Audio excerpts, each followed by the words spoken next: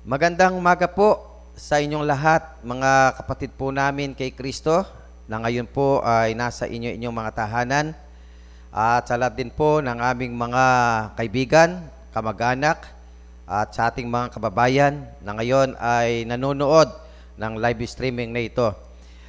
Minsan pa po, mga kapatid, ay nakikiusap po ako na inyo pong i-like, inyo pong i-share ang live streaming na ito ng ating pagpupuri sa Diyos upang marami po sa ating mga mahal sa buhay ang makasama po natin at makarinig ng salita ng Diyos na makapagbibigay ng encourage sa bawat isa, lalo tigit sa buhay po natin sa kasalukuyan.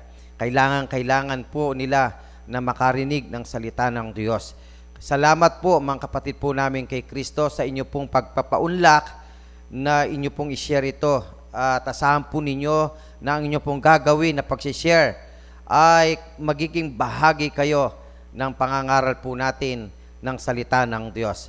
Maraming po salamat at pagpalain po kayo ng dakilang may kapal. Bago po tayo makakarinig ng mensahe po ng Diyos, tayo muna po ay lumapit sa trono ng dakilang may kapal sa pamamagitan po ng isang panalangin. Tayo po ay manalangin. Sa iyo, O Diyos na dakila aming Ama, kami po'y lubos na nagpapasalamat sa iyo sapagkat sa bawat pagkakataon ay binigay mo sa amin, Ama, na muli ay makalapit kami sa iyo. Sa aming paglapit na ito, Ama, umihiling kami ng aming kapatawaran sa lahat ng mali na nagawa po namin sa iyo na hindi mo nagustuhan na nagawa namin. Ama, nawa ay mapatawad mo po kami upang sa oras na ito ay patuloy na kami ay maging karapat-dapat sa iyo bilang kami na iyong mga anak. Gadalangin ko lahat ng mga kapatid po namin na ngayon ay nanonood po ng live streaming na ito. Tulungan niyo po sila, God. Palakasin po ninyo ang kanilang kalooban. Patuloy na maramdaman nila, God, na ang presensya mo ay lagi nilang kasama. Ikaw ang nangako sa amin na hindi mo kami pababayaan anuman ang pinagdadaanan ng aming mga kapatid. God, dalangin ko in Jesus' name na nawa po ay maging panatag, payapa ang bawat isa.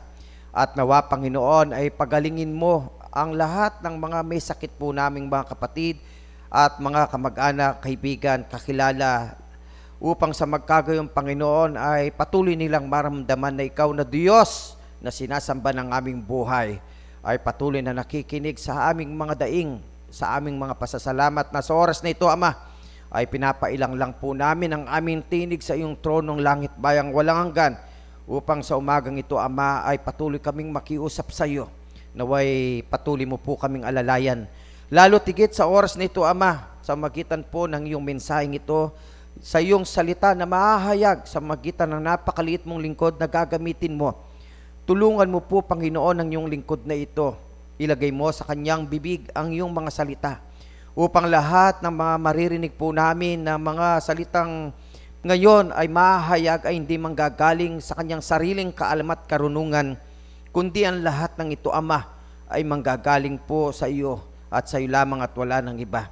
Muli po itago mo siya, Panginoon, sa iyong banal na presensya upang ang presensya mo lamang ang patuloy naming maramdaman sa oras nito upang sa aming pakikinig ay makaramdam kami, Panginoon, ng lakas ng kapangyarihan mo upang mabago ang bawat buhay at mapalakas ang aming mga buhay espiritual upang patuloy kaming maglingkod sa iyo bilang iyong mga anak. Ama, marami pong salamat at ang lahat ng mga bagay na ito, God, ay amin pong pagsamo sa iyo at pagiling sa tanging pangalan ng iyong anak na si Jesus mula po ngayon at magpakailanman. Amen and Amen. Muli po, magandang umaga po sa inyong lahat, mga kapatid ko po kay Kristo. Kumusta po kayo? Kumustahin po ninyo ang inyong mga katabi, kung katabi po ninyo. Nawa po ang aking panalangin sa dakilang may kapal, lahat po tayo ay nasa mabuting kalagayan.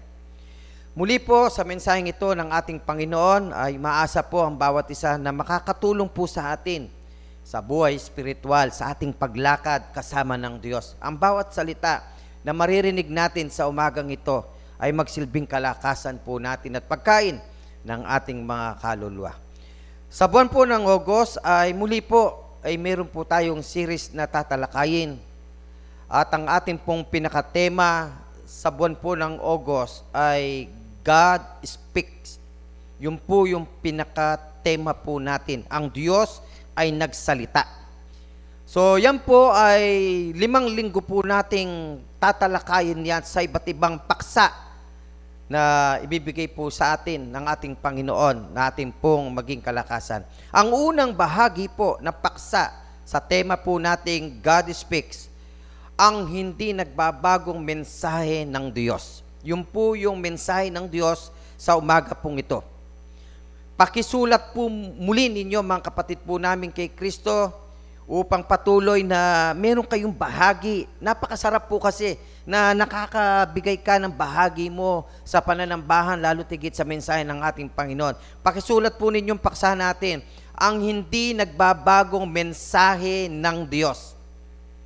Ang ating pong teksto ay makikita po natin sa aklat po ng Luke o Lucas chapter 24 verse 27. Okay po? Ang sabi po ng ating teksto, pakinggan po ninyo mga kapatid ko po kay Kristo, at magmula kay Moises at sa mga propeta ay ipinaaninaw niya sa kanila ang mga bagay tungkol sa kaniya sa lahat ng mga kasulatan. Yun po yung pinaka-teksto po natin sa mensahe po natin sa hindi nagbabagong salita o mensahe ng ating Panginoong Diyos. Okay po? Alam po ninyo, when God speaks, He has only one message, which is applicable to all people at all times. Yan po yung ang Diyos natin. Kapag nagsalita po yung Diyos natin, tinitiyak niya na ito ay applicable sa lahat ng bahagi, aspeto ng buhay ng isang tao. At yan ay hindi nagbabago. Kaya napakaganda na sa umagang ito ay makita po natin ang kahalaga ng salita ng Diyos, sapagkat ito ay napakahalaga sa bawat buhay po natin bilang kanyang mga anak. Kasi ito yung magiging gabay po natin. Kaya nga po sa mensahe natin, kapag ka ang Diyos ay nagsalita sa atin, tandaan po natin ito ay applicable sa lahat ng aspeto ng buhay po natin. Ano man ang pwedeng pagdaanan ng tao, ano man yung suliranin na pinagdadaanan ng tao, mapapamilya, mapag-asawa, mapakapatid, mapakaibigan, o kabilang neighborhood, o kapitbahay, o mapakaaway, lahat yan ay applicable sa atin. Kaya mahalaga po ang salitang ito ng ating Panginoong Diyos. At yun ay all times. Hindi ho season lang. Hindi ho. Every day, every minute, every second of our lives, applicable ang salita ng ating Panginoong Diyos. Tandaan po natin to. Pakisulat po ninyo sa inyong mga comment box. Napakahalaga ito. God cannot lie. Sabihin nga po ninyo sa inyong mga bibig, God cannot lie. At pakisulat po ninyo, ang Diyos po natin hindi ho nagsisinungaling. Kapag sinabi niya yung salita niya yan, totoo yan at gagawin niya yan at mangyayari yan sa lahat ng buhay po natin. Anumang oras, anumang minuto, anumang segundo ng buhay natin, applicable yan at totoo yan at gagawin yan ng ating Panginoong Diyos. Kaya nga po sa umagang ito, mga kapatid ko po kay Kristo at sa lahat ng aming mga kababayan, napakahalaga na marinig nyo lagi ang salita ng Diyos na nagbibigay ng lakas at nagbibigay ng buhay sa bawat isa sa atin. Katulad po ng sinabi po ng aklat ng Hebreo, chapter 6, verse 18. Ang sabi po ng talata sa Biblia, it is impossible for God to lie. Kaya nga po, even Paul, sinabi po niya yan, na ang Diyos po natin, imposible naman siya ay magsinungaling. Hindi po, ang Diyos ay hindi nagsisinungaling. Yan ang sinabi po ni Apostol Pablo. Alam po ninyo, God's message is clear. No? Yung salita ng Diyos, klarado, maliwanag po yan sa sikat pa ng araw. Yung pong salita ng Diyos, He has made mankind for relationship with Himself, that we might know, love, serve, and glorify Him. Kaya nga po, maliwanag po yung tala ng Biblia, mga kapatid ko po kay Kristo, yung mensahe ng Diyos. Kasi gusto ng Diyos, kaya linikha niya ang tao para magkaroon siya ng relasyon sa Diyos. Okay? Para ang tao malaman niya kung paanong magmahal at kung paanong maglingkod at kung paano niyang mabigyan ng glorify o kalugod-lugod ang Diyos Amang nasa langit. Kaya nga po, alam po ninyo, yung ating pagkalika sa mundong ito, hindi ho basta-basta na walang dahilan. Meron po ang dahilan upang patuloy na tayo ay magkaroon ng relasyon sa Diyos at makilala natin na siya'y sambahin natin, paglingkuran natin, at matuto ang tao na malaman niya kung paanong magmahal. Kasi God is love. Kaya nga po, maliwanag po yung sulat ng Genesis, chapter 1, verse 26. Ano po ang sabi po dyan? Pakinggan po ninyo, mga kapatid ko po kay Kristo. Then God said, let us make man in our image, after our likeness, and let them have dominion over the fish of the sea, and over the birds of the heavens, and over the livestock, and over all the earth, and over every creeping thing that creeps on the earth. Yan po yung pagkalikha ng tao. Linikha niya according to the image of God. Kaya nga po maliwanag dapat sa tao kung ano yung dahilan kung bakit siya nandito sa mundo. Ang tao po, linikha ng Diyos, hindi ho basta-basta. Yun ang medyo maling na-interpret ng tao ngayon, na nauubos yung panahon niya sa mundo nang walang kapararakan. Nakakalimutan ng tao yung dahilan niya kung bakit siya linikha ng Diyos. Kaya minsan, dahil nakalimutan ng tao kung anong dahilan kung bakit siya linikha ng Diyos, nauubos na lang ang kanyang panahon sa mundong ito sa walang kapararakan. Ang ibig kong dahilan, mga kapatid ko, sa sinabi kong walang kapararakan, tingnan po ninyo, inuubos niya ang kanyang panahon sa mga pansamantalang bagay. Nakita po natin, minsan, tingnan po ninyo, uuwi ng bahay. Galing sa trabaho. Gabi na. Wala na nga panahon sa kanyang pamilya. Wala na nga panahon pati sa Diyos pati nga araw ng linggo, tinatrabaho na rin niya. Yan ang problema. Mga kapatid ko po, ito ngayon, ang mensaheng ito ngayon ay nagbubukas ng kamalayan. Tingnan po ninyo, kahit nga umaga, minsan nagmamadali pa. Hindi pa nga siya nakakakain, gusto na pumasok na kaagad sa trabaho. Wala na Ganun na lang ang routine ng life. Tanungin mo ngayon, kung siya ay naglilingkod sa Diyos,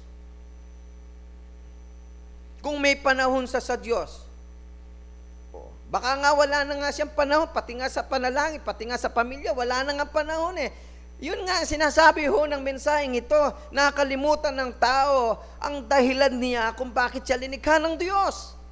Yung paglingkuran ng Diyos, yung magkaroon siya ng relasyon sa Diyos, yun ang nakalimutan ng maraming tao. Kaya nga, mga kababayan, mga kapatid ko po kay Kristo, dapat po nating malaman ito upang sa patuloy nating pakikinig ng salita ng Diyos na ito ay ma-develop natin ang ating sarili na ang buhay natin ay hindi ho pala ganon. Yung rotation ng buhay. Yung kumain ka, magtrabaho ka, matulog ka, kumain ka, magtrabaho ka. Yun na lang ang routine, wala na. Yung paglilingkod mo sa Diyos na wala na, naku po naman. Tandaan po natin ang sinasabi po ng God, we are created by the image of God upang magkaroon tayo ng relasyon sa Diyos, upang matuto tayong maglingkod sa Diyos, magpuri sa Diyos, at matutong umibig sa Diyos, because God is love. Pakisulat nga po ninyo sa inyong mga comment box, God is love. Kaya dapat yung lahat ng kanyang mga anak ay ganun din, matutong umibig. Kasi ang Diyos natin ay patuloy na umiibig. Alam po ninyo, sa unang bahagi ng mensahe pong ito, sa ating paksa kanina, ang number 1 po natin ay ito. pinakilala ng Diyos ang kanyang sarili mula pa sa simula. Inihayag na ng Diyos ang kanyang sarili simula pa. Sa tao, ha? Oh. Sa tao niya, ipinahayag kung sino siya, kung ano siya. Kaya nga po, alam po ninyo, God took the initiative. Itong maganda sa Diyos po natin. God took the initiative to reveal Himself, His ways, and His purposes to man. Hindi ho ba maganda yun sa Diyos natin na siya yung nagkaroon ng initiative? Siya yung nag-initiate po. Tingnan po ninyo ang Diyos natin. Siya yung nagpahayag, pinakilala niya ang kanyang sarili sa tao na kanyang nilikha. Kaya nga po, alam po ninyo, napakasarap na ngayon malaman po natin, mga kababayan, mga kapatid ko po kay Kristo, na meron po tayong Diyos na talagang siya yung talagang nag-i-initiate talaga sa tao. Minsan kasi ang tao, yun ang problema, hindi marunong mag-initiate eh. Di ba? Ito na nga, ginawa na nga ng Diyos ang lahat para sa tao eh. Pero ang tao, wala pa rin eh. Diyos pa rin ang nag-i-initiate eh. Kaya nga po, napakasarap na may Diyos po tayo. Bakit? Ang Diyos natin talagang lagi siyang nag-i-initiate. Yung relasyon niya sa tao, lagi niyang pinapaalala niya sa tao eh. Pakinggan po ninyo ang isang bahaging ito na sinasabi ko po sa inyo at sinasabi po ng Biblia. He spoke to Adam as he walked and lived in the garden. From the beginning pa lang po pagkalikha ng tao. O, tingnan po ninyo in Genesis chapter 3 verse 8. Ano po ang sabi diyan? And they heard the sound of the Lord God walking in the garden and the cool of the day. And Adam and his wife hid themselves from the presence of the Lord God among the trees of the garden. Nakita po natin, even the Bible, actually, kung iisipin natin literally, yung Genesis chapter 3 verse 8, ang sabi po dyan, God walking in the garden, the Lord God walking in the garden. Oh, kung iisipin mo, literal yan, ba ang Diyos ay naglalakad na sa linikha niyang garden, kasama niya na linikha niya, si Adan at si Eva. Why? Tignan po ninyo, yung kanyang relasyon sa tao, pinapakita niya yung relasyon niya sa tao. Hindi niya iniiwan ng tao, kahit na ang tao ay nagkamali. Bakit? Sa talatang yan, bakit sila nagtatago? Kasi nagkasala na sila dyan eh. Kaya nga, hinahanap sila ng Diyos. Tignan po ninyo, ang tao, pag nagkamali, nagkasala, magtatago. Marami po ngayon, nagtatago para iwasan yung kasalanan. Okay po? Pero ang Diyos, tingnan po ninyo, hinahanap niya ngayon yung tao nagtatago at nagkamali. Bakit? Upang bigyan niya ng pagkakataon ang tao para kausapin niya ang tao, para ang tao matutong magsalita at magsabi sa Diyos kung ano ang nagawa niya. Kaya lang, yan ang problema ngayon, mga kapatid ko po kay Kristo. Tingnan po ninyo, ako po, sa mensaheng ito ng ngayon ng ating Panginoon, binubuksan niya yung kamalayan natin sa punto na ang Diyos natin ang nag-i-initiate sa tao upang yung relasyon niya hindi mawala. Ang tao naman, parang gusto maputol yung relasyon niya sa Diyos eh. Kaya nga, patuloy niyang ginagawa ang hindi tama kasi nga, para maputol. Pero ang God natin hindi eh. Di po ba? Patuloy pa rin niyang sinusundan ng tao, patuloy pa rin niyang inaalalayan ng tao. Ganyan, kabuti ang Diyos po natin. Kaya alam po ninyo, hindi lang kina Adan at Eva, He spoke to Moses from the burning bush. In Exodus chapter 3 verse 4, sinabi po ng Bible ang ganito, when the Lord saw that he had gone over the look, God called to him from within the bush. Okay? Moses, Moses, and Moses said, here I am. So, ang Diyos po natin, talagang nalagi siyang nakikipag-ugnayan sa kanyang linikha. Kasi gusto niya yung relasyon ay hindi maputol. Kung ano man ang nagawa ng kanyang bayan o yung mga ginagamit niyang lingkod, ginagamit niya yan upang makipag-usap, upang sabihin kung ano ang gusto niya sa kanyang bayan, sa kanyang linikhang tao. Kaya nga, masasabi natin, God is always initiate. yung kanyang relasyon sa atin, kung sino siya, kung ano siya, at kung ano natin siya. Okay, nakakalimutan kasi ng tao ngayon. Ito ang problema, pakinggan niyo po mga kapatid ko kay Kristo. Nakakalimutan ng tao yung Creator. O ang laging nasa isip ng tao ngayon, yung creation, yung nilikha. Pati nga nilikha, sinamba na nga eh. Yun ang problema. Nakita po ninyo, sinabi rin po ng Bible yan. Kaya minsan nagtatampon Diyos natin sa atin. Bakit? Yung linikha niya na nakikita natin ngayon yan. O yun ngayon ang binibigyan ng panahon ng maraming tao. Doon niya inuubos yung kanyang panahon, yung kanyang oras, yung kanyang buhay. Eto pa, sinasamba pa niya yung creation, yung nilikha, pero yung creator nakalimutan niya. Naku po, yan ang problema ng maraming tao ngayon. Kaya nga, ang mensaheng ito ngayon, nawa po makaabot sa inyo, sa inyong kamalayan, ang mensaheng ito. Hindi po ganon. Kaya nga, ang Diyos natin, ini-initiate niya sa atin yung kanyang karakter, kung sino siya. Siya yung creator natin. Pinapaalala niya sa atin. Kaya lagi siyang nakikipag-ugnayan sa iba't ibang tao, sa iba't ibang panahon, simula pa hanggang sa kasalukuyan ng ating mga buhay. Nawa po mga kapatid ko po kay Kristo, ito yung Diyos po natin. Hindi ho siya nagsasawa sa atin. Tanong ko lang, kayo po ba nagsasawa na sa Diyos natin? No. O nawa po, wag. Kasi hindi ho tama yon. Kaya nga, alam po ninyo, ang sabi po ng Exodus chapter 33 verse 11, ito pa. At nakipagsalitaan ang Panginoon kay Moises ng mukhaan, gaya ng isang taong nakikipagsalitaan sa kanyang kaibigan. Alam po ninyo kung bakit ganito ang mga talata natin sa Biblia?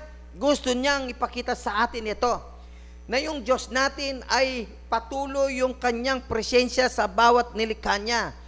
Hindi napuputol yung kanyang relasyon, bagamat ang tao ang siyang gustong pumutol sa relasyon niya sa Diyos. Ang Diyos po natin hindi, gumagawa siya ng paraan para madugtungan yung relasyon natin sa Diyos, para hindi mawala yung taong nilikha niya. Kasi the purpose of God, okay, to create mankind, because to have relationship Himself. Yun po yun, mga kapatid, hindi mawala. Kaya nga, napakabuti po ng Diyos. Sabi nga po ninyo sa inyong mga comment box, napakabuti ng Diyos. Yan, totoo po yan, napakabuti ng Diyos sa buhay po natin. Kaya nga po, alam po ninyo, ang sabi pa sa verse 20, na nalalaman muna ito na alinmang hula ng kasulatan ay hindi nagbuhat sa sariling pagpapaliwanag.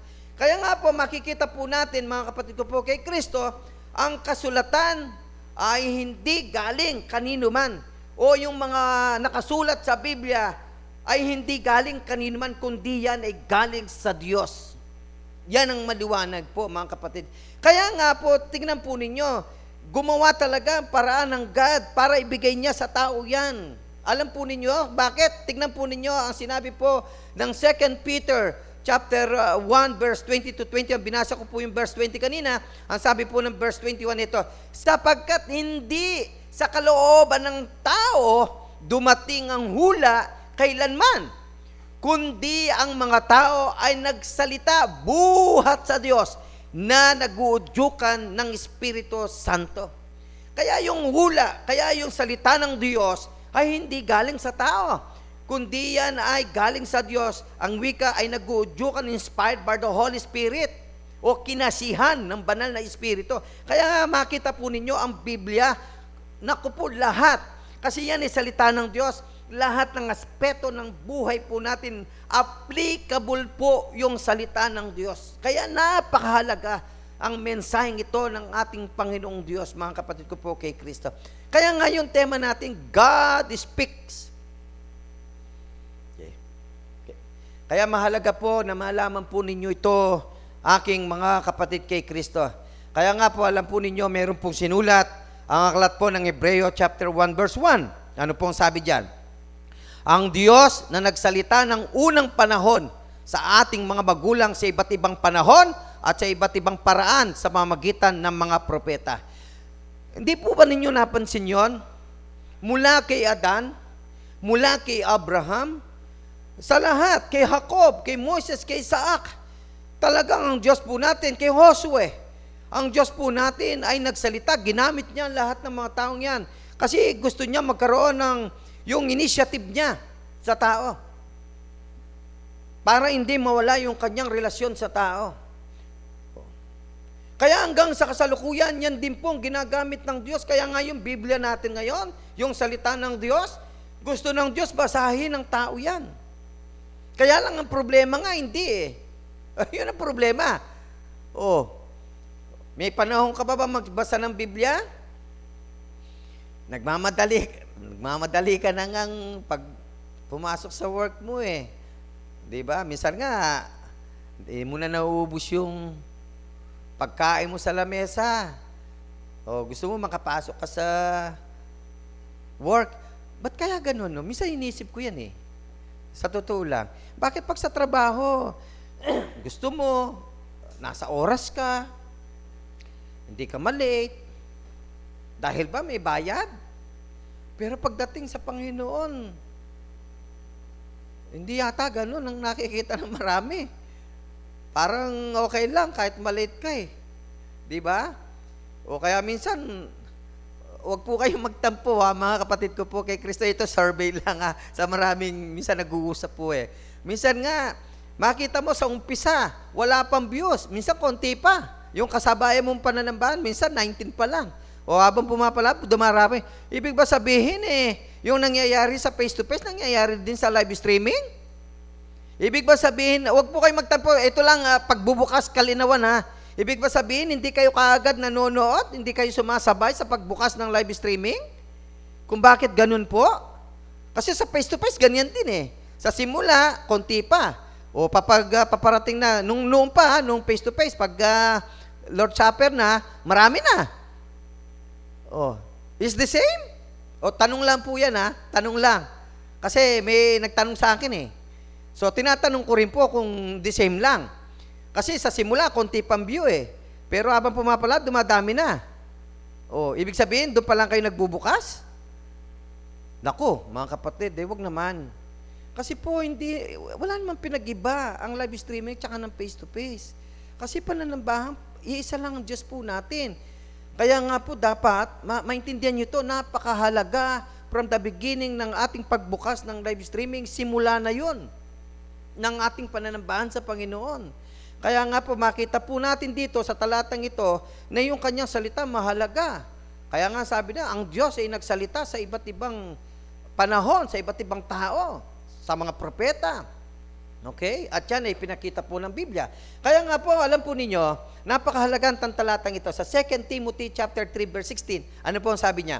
Ang lahat ng mga kasulatan, ito pakinggan po ninyo, na kinasihan ng Diyos ay mapapakinabangan din naman sa pagtuturo, sa pagsansala, sa pagsaway, sa ikatututo ng nasa katwiran. Ito ang problema ang kinakarap ng ibang mga Kristiyano o kaya yung ibang tao. Bakit? Kaya ayaw nilang basahin ng Biblia o ang salita ng Diyos kasi ayaw nilang matuto. O ayaw nilang matuwid, ayaw nilang ituwid yung buhay nila. Kasi pag binasa mo ang Biblia, there is one message and this is applicable to all aspect of our lives. This is the Word of God na pwedeng gawing ikatututo, ikatutuwid at pansala sa ating mga tao. Kaya karamihan ng mga tao ngayon, ako po, ang Biblia nila makita mo, may Bible nga sa bahay, pero tignan mo, hindi binabasa. Minsan nga, nasa ilalim lang ng table, o kaya minsan hindi mo nasa cabinet Bakit? May panahon ka ba magbasa ng Biblia kung lagi na lang ang laman ng isip mo ay puro trabaho, nagmamadali ka sa trabaho, ayaw mong malate. Pag-uwi mo, gabi na rin. Minsan nga, dala mo pa yung trabaho mo sa bahay. May panahon ka ba magbasa nun? Wala na. Di ba? Paano ka matututo niyan? Paano madedevelop ang personalidad mo niyan? Kaya marami, kahit gayon, maraming mga Kristiyano ay hindi pa totally transformed. Kaya minsan sinasabi nila, kasi ganyan yan ang pinanggalingan niya nung bata pa siya, kaya siguro dinadala pa niya hanggang ngayon. Naku po naman, hindi totoo yun. Minsan ganun na lang ang sinasabi natin eh. Na yung kanyang karakter o attitude ay dala-dala niya kasi yung pinagkalakihan niya. Hindi ho totoo yun. Kasi ang Diyos, sinabi niya, kung kinilala mo siya at tinanggap mo siya, o kaya nagkaroon ka ng total transformation of your life, hindi totoo na yung pinanggalingan mo, ibubuhay mo. Ang tawag dyan, sinasabi pa ng iba, unfinished business. Totoo ba yun? Unfinished business? Mga kapatid ko, maniwala po kayo sa sinasabi ng Biblia. Kapag ka ang Biblia binasa po natin, etong tandaan po natin, unti-unting madedevelop our personality, our attitude, our character. Kasi yun ang sinabi ng Diyos. Applicable yan sa lahat ng oras, sa lahat ng aspeto ng buhay mo. Sigurado yan, sinalita ng Diyos. God cannot lie. Kaya nga masarap. Kung gusto mong magkaroon ng buhay na panatag at masaya, basahin mo ang salita ng Diyos kasi nagsasalita ang Diyos sa iyo sa mamagitan ng kanyang banal na salita. Pakisulat nga po ninyo sa inyong mga comment box. Hoy, basahin mo ang Biblia mo. Baka inaamag na yan. Mga kapatid, wag po kayo magtampo this is an expression, yung akin pong nakikita nyo ngayon. But, why? Because, napakahalaga nyo sa Diyos po natin. Kasi alam po ninyo, kaya nga hindi nga siya huminto ng pag-initiate eh. Kasi bakit? Kasi mahal ka niya. Bakit? Linikha ka according to His image eh. Hindi ka na naman basta-basta linilikha na katulad ng mga bato o ano man eh. Hindi. Napakahalaga mo sa Kanya. Kaya nga, tuloy-tuloy siya. Kaya nga, ganito ang mensahe natin. Gusto niyang muli buksan yung ating kamalayan, ang kahalagaan mo bilang taong nilikha niya sa mundong ito na huwag mong kalimutan yung layunin mo kung bakit ka nandito sa mundong ito. Baka po kasi nakakalimutan nyo na. Kaya nga po, because God does not change. His word has not changed. Nor will it change. The question is, does the way you value, read, memorize, and meditate upon the Word of God demonstrate that you recognize this incredible reality?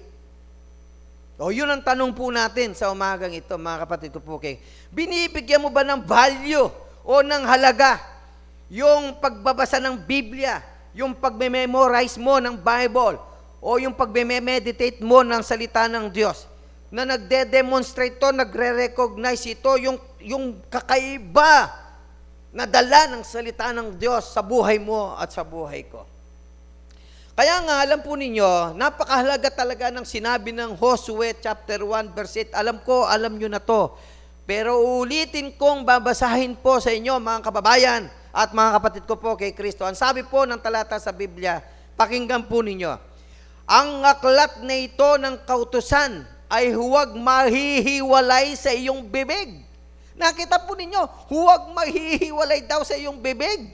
Yung aklat ng kautusan, kundi iyong pagbulay-bulayan araw at gabi upang iyong masunod na gawin ang ayon sa lahat ng nakasulat dito, sapagkat kung magkagayoy, iyong pagiginahawain ang iyong lakad, naku po naman, napaganda, at kung magkagayoy, magtatamu ka ng mabuting kawakasan. Ay, naku po, napakagandang talata. Sa English, ang ganda niyan eh. Yung meditate the Word of God, day and night, and you will prosper, magkaroon ka ng prolonged life. Napakaganda. Alam po ninyo, yung sinasabi po niya, yung salita ng Diyos, huwag mahiwalay sa bibig mo. Kung gusto mong magkaroon ng, magtamo ng mabuting kawakasan sa mundong ito, panatag ka, payapa ka sa mundong ito, and you will prosper on earth because you meditate the Word of God day and night. At hindi lang yun, dahil ang salita ng Diyos ay hindi nahihiwalay sa iyo. Ang ibig na sabihin na hindi nahihiwalay sa bibig mo, binabasa mo yan, ninanamnam mo ang salita ng Diyos kung ano ang halaga nito sa iyo. At hindi lang ninanam, eto pa, pinapractice mo ang salita ng Diyos. Okay? Yan ang sinasabi po ng Joshua chapter 1 verse 8. Okay po. Ang number 2 po natin, okay, napag-uusapan po natin sa umagang ito, pakisulat po ninyo sa inyong mga comment box. Ang kapahayagan ng Diyos ay palaging nakatuon kay Kristo. Tingnan po natin in verse 27 kanina, no, yung ating teksto. Kaya mahalaga ito, tingnan niyo po ninyo mga kapatid. God's revelation of His redemptive plan began small, a promised seed that would come from the woman. Bakit sinasabi po ito? Tingnan nyo, from the hula, okay, the prophecy. Tingnan po ninyo from the Old Testament and the New Testament, yung redemptive plan ng God ay nandun na. Okay? Kaya nakatuon lagi kay Jesus Yung salita ng ating yung kapahayagan ng Diyos nakatuon sa ating Panginoong Jesucristo. Kaya nga, alam po ninyo, maliwanag po yung sinabi ng Genesis chapter 3 verse 15. Alam po, sabi ng talata sa Biblia, mga kapatid ko po kay Kristo. At alitin ko ikaw at ang babae, at ang iyong binhi, at ang kanyang binhi. Ito ang dudurog ng iyong ulo, at ikaw ang dudurog ng kanyang sakong. Genesis pa lang, mga kapatid ko, tignan po ninyo yung propesya ay tumutungkol na sa ating Panginoong Jesucristo because the plan of God, yung redemptive plan of God from the beginning, ay talagang pinlano na ng Diyos yan kasi nung tao talaga ay nagkamali. Simula pa lang. Tignan po ninyo ang Diyos po natin pagka nagkasala kagad ng tao, antimano may plano ng Diyos sa iyo, sa tao. At yun ay hindi huminto lahat ng sinalita niya sa iba't ibang paraan, sa iba't ibang tao, sa iba't ibang lugar. Lahat yun nagkatotoo because God cannot lie. Kaya nga po napakapalad mo. Bakit? At napakapalad ko. Bakit? Kasi may Diyos kang ganon at may Diyos akong ganon. Ang Diyos natin hindi natutulog. Ang Diyos natin ay hindi nagsisinungaling. Lahat ng sinabi niya, totoo. Lahat ng ipinangako niya sa iyo, totoo. At yun lahat ay magaganap sa buhay mo at sa buhay ko. Ang mahalaga ngayon, mga kababayan, ang mahalaga ngayon, mga kapatid ko po kay Kristo, makita natin ang Diyos natin, ma-recognize natin the Creator of this universe, the Father Almighty God, na Diyos na may likha sa iyo. Makita mo yung kanyang kahalagaan sa buhay mo. Hindi ang mundong ito. Mga kapatid ko, yan ay paulit-ulit ko nang sinasabi sa atin, ito mawawala lang yan. Kaya nga lagi ko sinasabi, huwag mong ubusin yung panahon mo dyan. Mawawala lang yan, mamaya-maya, di mo na makikita yan Pakpikit ng mata mo, di mo na rin makikita yan pero ang Diyos, makikita mo siya. Kung patuloy mo siyang susundin, yan ang sinabi po ng Biblia. Kaya nga po, tignan po ninyo, in the New Testament, yun, Genesis, binasa po natin. Kaya nga, makita po ninyo, istorya, the disciples who walk along the Emmaus Road with Jesus knew God had promised a Messiah who would redeem Israel. Kaya nga pa nakikipag-usap ang ating Panginoong Jesucristo sa dalawang disipulo niya kasi nag-uusap sila. Kaya nga po yung sinabi niya Bakit? God had promised a Messiah. Yun ang pinag-usapan nila who would redeem Israel. Kaya nga po in Lucas chapter 24 verse 21, sabi po ganito, datapat inihintay namin, ito po yung sinasabi ng dalawa, datapat inihintay namin siya ang tutubos sa Israel. Ito yung paniwala ng dalawang disipulo niya at bukod sa lahat ng mga ito, ngayon, ang ikatlong araw, buhat ng mangyari ang mga bagay na ito. Naniniwala sila that Jesus is the Messiah to redeem Israel. Pero ito ngayon ang sinasabi ko, not only the Israel, the death and the resurrection, the death and the burial and the resurrection of Jesus Christ, not only the Israel, but to all mankind. Kasi nga, mahal niya ang kanyang linikhang tao. Pakisulat po nga ninyo sa inyong mga comment box. Mahal na mahal ka ng Diyos, kaya sumunod ka. Yan po ang sinasabi po ng ating Panginoong Diyos. God had been speaking from the beginning about His plan to redeem lost men to Himself through Christ. Napaka talaga mabuti ng Diyos. Naku po, alam nyo, kung ang God natin, hindi ganito, kawawa tayo. Kasi simula pa lamang, hindi na nakaya ng tao eh. Simula pa lang, hindi na kaya ng taong sumunod. Simple lang sinabi ng God, huwag mong kakainin yan. Yung bunga ng pagkalam na mabuti, lahat pwede mong kainin. Actually, dami niya. Ewan ko ba, ang dami naman pwedeng kainin, di ba? Wala, inaano ko lang to ha. Hindi ko inaano lang, binibigyan ko lang ng analyzation ha, itong sinasabi. Di ba ang daming linikanya ng Diyos? Yung mga bunga ng punong kayo, ang dami. Yung mga hayop, yung mga isda, kumpleto nga. Kaya nga sabi niya, magkaroon ka ng kapangyarihan dyan eh. Ikaw nang bahala magbigay ng mga pangalan yan, ikaw nang bahala dyan, bahala na sa pamamahala mo, ang dami. Mga isda sa dagat, mga ibon sa impapawid, yung mga gumagapang, pati puno. Wag lang yung isa. Simple lang. Di ba? From the beginning, hindi na kaya ng tao eh. From the beginning. Wala pang ganong tao nun. Sila pala. Ngayon ang dami na.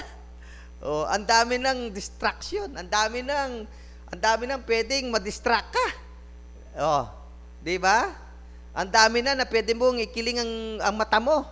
Mawala sa focus sa paglilingkod sa Panginoon. Ang dami na.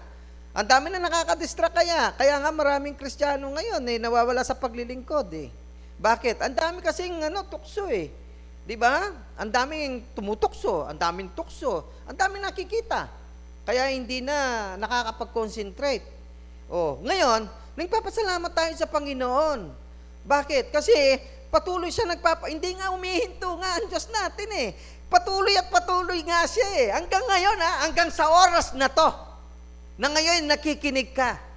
Ito yung initiative ng God sa iyo ngayon at sa akin. Yung salita ng Diyos ay naririnig mo, initiative ng God yan. Bakit? Para buksan ang iyong kamalayan. Kung ano ang layunin mo, kung bakit ka nandito sa mundong ito. Hindi lang basta kumain. Hindi lang basta matulog. Hindi lang basta uminom. Hindi lang basta magpakaligaya. Ano ka ba? Meron kang layunin. To worship God and to honor God, to serve God, to have a relationship between God and you. Yan. Ang plano ng God, kaya kanya nilikha. Para hindi mo po malimutan. Minsan nakakalimutan ng tao yan eh. Kaya kung ano-anong ginagawa niya sa buhay niya. Ngayon, pinapaalala ng Panginoon to. Bakit? Kasi mahal ka niya. Di ba? Amen po ba doon? Pakisulat nga po ninyo, amen! Pakisulat po ninyo sa inyong mga comment box, amen! Okay, di ba? Saya, di ba? Yan ang ganda natin eh. How all the scriptures pointed to Him.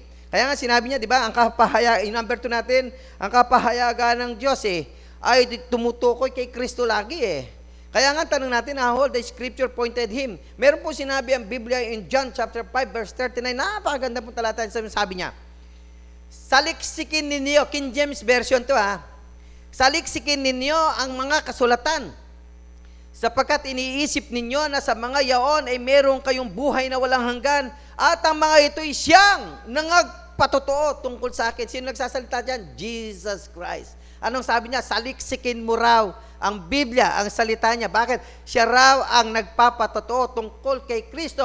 Kung gusto mo raw magkaroon ng buhay na walang hanggan, kung gusto mo raw magkaroon ng kapanatagan ng buhay, kung gusto mo raw magkaroon ng kapayapaan ng buhay, kung gusto mo mag-prosper ang buhay mo, abundant life on earth, at gusto mo magkaroon ng buhay na walang hanggan, saliksikin mo ang Biblia. Makikita mo raw yan dyan. Sapagkat yan ang nagpapatotoo tungkol sa ating Panginoong Jesucristo. Amen po ba doon? Salamat. At salamat sa Diyos, mga kapatid ko. God, tandaan po ninyo ito pakisulat po ninyo sa inyong mga comment box. God has no plan B. Puro plan A lang. Plan A, walang plan B. Because His plan from the beginning has been to redeem the people. There is no plan B. Kaya nga maliwanag po yung sulat ng 2 Corinthians chapter 5, verse 18 to 20. Tandaan po ninyo mga talata, ano po sabi ng Biblia?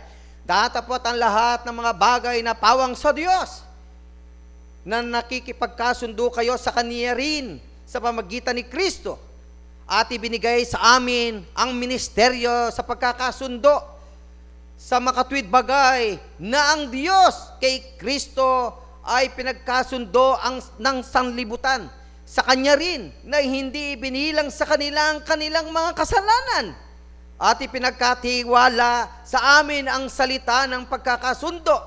Kami nga'y mga sugo sa pamamagitan ni Kristo na walang, sabi niya, na waring namamanhik ang Diyos sa pamamagitan namin. Kayo'y pinamamanhikan namin sa pangalan ni Kristo na kayo'y makipagkasundo sa Diyos. Yan ang gusto ng God eh. Yung magkaroon tayo ng relationship with God, pinagkasundo tayo. Dati hindi eh. Dati kaaway natin eh. Dati nasa mundo tayo eh. Ngayon ang sabi ng Biblia, pinagkakasundo eh. Yung tayo na nandito sa sanlibutan dati, yung isip natin, puso natin, ngayon dahil kay Kristo, pinagkasundo tayo. Yan ang sinasabi po eh. Kasi yan nga ang gusto ng God eh, to redeem the people. Okay? Kaya nga napakahalaga, yung paksang ito ngayon na tinatalakay po natin, na makita mo yung iyong layunin, kung bakit ka nandito sa mundong ito, at malaman mo din yung ginagawang kabutihan ng Diyos sa buhay mo, yung initiative niya na ginagawa niya, para ma-recognize mo din kung sino yung creator mo, para malaman mo din na yung creator mo ay kung gaano kanya kamahal kahit salbahe ka. Di ba? Kaya nga sabi niya, dati nga nasa darkness ka eh. Ngayon, kinuha ka ng Panginoon eh. Gusto ka nga nang i-redeem because God loves you. Pakisulat nga po ninyo sa inyong mga comment box, God loves you. Yan ang God natin. Part of my conclusion, ng kapatid ko po kay Kristo. God is a God who He speaks. A God who reveals Himself, His character, His purpose, and His plan from the beginning. That which He has spoken has been clear and consistent. Ito pa. He will provide for lost men a sinless Redeemer that will reconcile God and man. He has done this in Christ Jesus. God, pakisulat nga po ninyo, bahagi ng conclusion natin, God is a consistent God. Tuloy-tuloy, walang puknat ang kanyang pag-ibig sa iyo. Ano man na nangyari sa iyo, tuloy-tuloy ang God sa iyo. Hindi kanya pinabayaan. Eto na lang ang problema. Nasa sayo. Kung hindi mo i-recognize ang God o Creator mo sa buhay mo. Nasa sayo na ang lahat. Okay? Kung hindi mo pa makikilala ang Diyos mo. Kasi nagsalita siya sa iba't ibang paraan eh. Nagsalita siya sa iba't ibang tao from the beginning until now in our present day. Ngayon din, sa araw na ito. Through His Word. Sa magitan ng kanyang salita. Kaya nasa sayo yan eh. Nasa sayo lahat ng desisyon. Kapag hindi mo pa nakuha ang buhay na walang hanggan. Nasa sayo din kapag hindi ka pa nag-transform ng buhay na kasama ng Diyos. Nasa sayo din kung hindi ka pa ma-develop unti-unti ang buhay mo, kung ganun ka pa rin hanggang ngayon. Kung pinaninindigan mo pa rin, kasi bata, ganyan na kami pinalaki, kaya ganyan siguro. Hindi totoo yun. Alibay mo lang yun. Kung talagang kinilala mo si Kristo, madedevelop yan, mawawala yan. Kasi sabi ni Kristo, ipapako, isasama niya sa krus yan. Kaya sa umagang ito, mga kababayan, mga kapatid ko po kay Kristo, nawa po, ang mensahe po natin sa umagang ito, ay muli ay nagbigay sa atin ng kalakasan, at nagbigay at nagbukas ng kamalayan natin sa buhay po natin bilang anak ng Diyos. Na tayo po ay dapat magbago, dapat magkaroon ng transform life at ma-develop ang ating buhay bilang kanyang mga anak. Kahit po yung unti-unti, bago dumating po si Kristo, makita niya na tayo po ay patuloy na sumusunod according to His will. Kaya nga po sa umagang ito, maraming po salamat sa inyo, mga kapatid ko po kay Kristo, at nawa po ay maging matalino tayong tanggapin ang mensaheng ito at sundin natin ayon sa kagustuhan ng ating Panginoon. Sa ating mga kababayan, mahalaga po na makilala nyo ang aming Panginoong Jesucristo. Makilala nyo ang ating Panginoong Jesucristo kasi siya po ngayon yung ginamit ng Diyos, okay, to redeem the people. Kasama ka po doon kasi mahal ka po ng Diyos. Kaya nga po, kung gusto po ninyo na magkaroon ng buhay na mapayapa, buhay na mayroong buhay na walang hanggan, the only solution of this, okay, is Jesus Christ. If you know Jesus Christ, if you accept Jesus Christ as your Savior or your God, surrender yourself to Him, mga kapatid ko, ang pangako ng Diyos, bibigyan ka niya ng buhay na walang hanggan. Bibigyan ka ng kapanatagan sa buhay. Kaya sa mundong ito, walang pwedeng magbigay ng kapanatagan ng buhay, kundi ang ating Panginoong Jesucristo. Mga kapatid ko po kay Kristo, marami pong salamat po sa inyong pakikinig.